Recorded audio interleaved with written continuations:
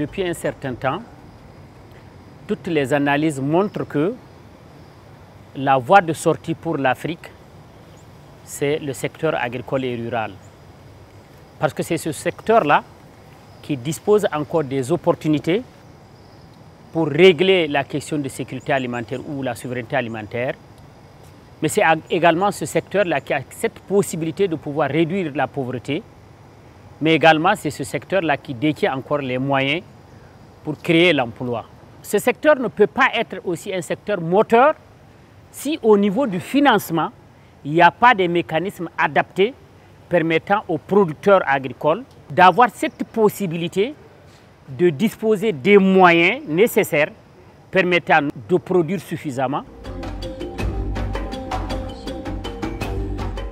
Je dois préciser que c'est l'agriculture familiale que nous défendons, à côté de l'agrobusiness qui est promu aussi par les décideurs politiques de notre région.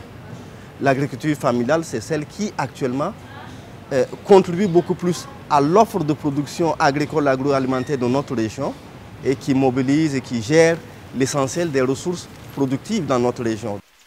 C'est pour cela que nous avons, au niveau du repas, nous avons mené une étude, plusieurs études d'ailleurs, qui nous ont permis d'abord de voir en quoi les gens ont des difficultés à accéder à des financements, quelles sont les dispositions qui sont prises au niveau législatif, mais quelles sont les opportunités qui existent au niveau des banques. Cette étude nous a montré qu'il y a seulement 10% du crédit donné dans notre région-là, seulement 10% qui va dans l'agriculture. Et dans ce volume de 10%, il y a seulement 2% octroyés à l'agriculture familiale. Vous voyez que c'est insuffisant. Nous avons bâti le choix. On a vu qu'il y a des financements qui existent, mais les mécanismes posent problème.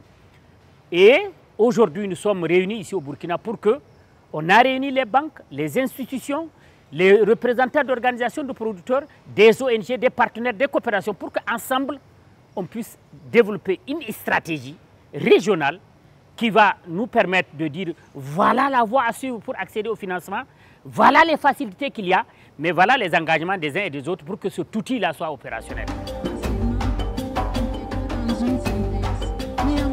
Les banques vous disent, nous on emprunte de l'argent, donc on doit rembourser. Et il y a des contraintes. Ils disent qu'il y a beaucoup de contraintes dans l'agriculture, ce qui est vrai, le climat, les pluies, les attaques, etc. Mais la responsabilité de la définition des mécanismes et du soutien, c'est les États. Donc c'est les États que nous sommes en train de sensibiliser pour qu'ils puissent faire ça. On peut surtout retenir qu'il existe de l'offre, l'offre est là, elle est même diversifiée, elle est opérationnelle dans certains pays, mais on retiendra qu'elle est très peu connue de la demande. Et lorsque je parle de la demande, c'est celle qui provient des exploitations familiales. Et elle est très peu connue. Même lorsqu'elle est bien connue, elle n'est pas adaptée aux activités des exploitations familiales, notamment à leur demande qui est multiple.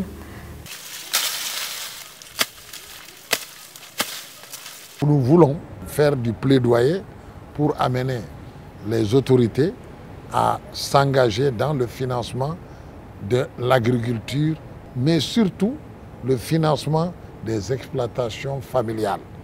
Donc quand tu dis financement de l'agriculture, comme je l'ai dit, c'est la production, la transformation, le stockage, la distribution et également le bien-être, donc l'électrification du milieu rural, les pistes de production. Nous voulons travailler pour qu'il y ait des mécanismes qui peuvent être faciliter l'accès des familles au financement.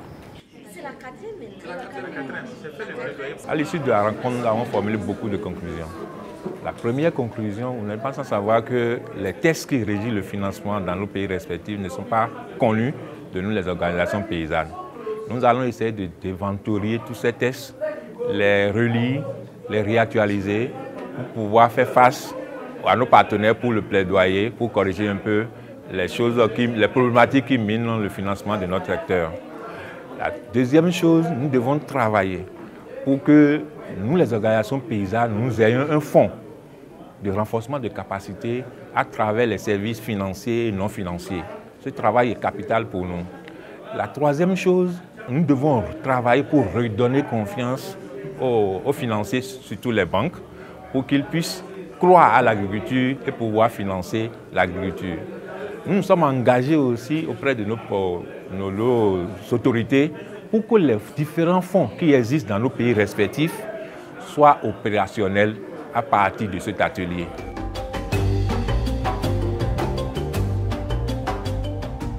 Les participants formulent les demandes suivantes aux autorités politiques, aux responsables des institutions régionales et aux partenaires au développement.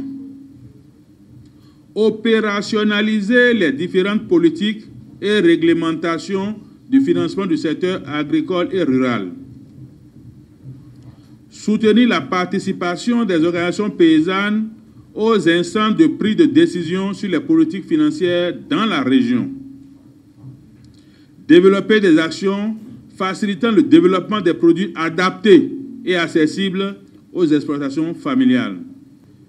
Les réseaux d'organisations paysannes et d'organisations de la société civile, les institutions bancaires et les États financiers s'engagent à répertorier, diffuser et vulgariser les réglementations financières de la région, renforcer le dialogue politique autour de la problématique de financement des exploitations familiales, enclencher une concertation multi-acteurs et dynamique autour de la problématique, soutenir les organisations paysannes à s'arrimer aux nouvelles orientations de la loi OADA, structurer les filières pour faciliter celle de la demande de financement, procéder à une éducation financière des exploitations familiales par le développement des services financiers aux membres.